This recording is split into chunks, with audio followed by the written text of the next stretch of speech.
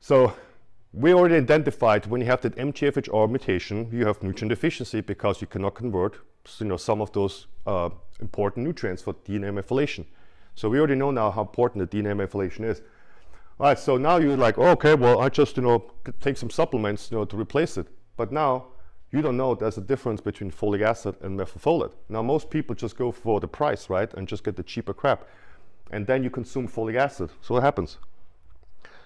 So if you consume folic acid supplements, studies have shown whether you have that gene mutation or not, it causes cancer. It increases the cancer, especially prostate cancer. And you can find that in all the processed foods, multivitamins, some of the energy drinks, even some of the protein powders. You'd be surprised. All right, so and now that is the biggest issue here in the United States. We spray folic acid on our freaking food supply. Let me give you the history. It started in 1933, after the World War.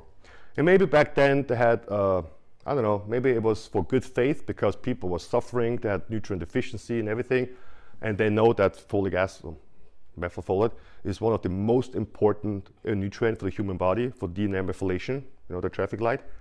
And so they decided to spray, our entire food supply with that. If you consume this stuff, you get exposed to it every day. And remember, there's a 50-50 chance that you might have the mutation. And if you do, and you have some of those health issues we talked about, and you go to the doctor, they just take care of the leaf to cover the symptom. They never go down the root. Well, there are some doctors, they take the time, sure, but I'm talking about mainstream and the majority. And so if you eat breakfast cereals, bread, rice, now we're talking about white rice. However, if it's organic, they're not sprayed with folic acid, or let's say they shouldn't be.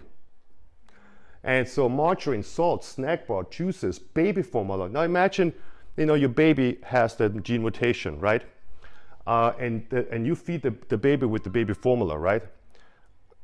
That baby already gets bombarded with health issues with folic acid before it's even like grown up.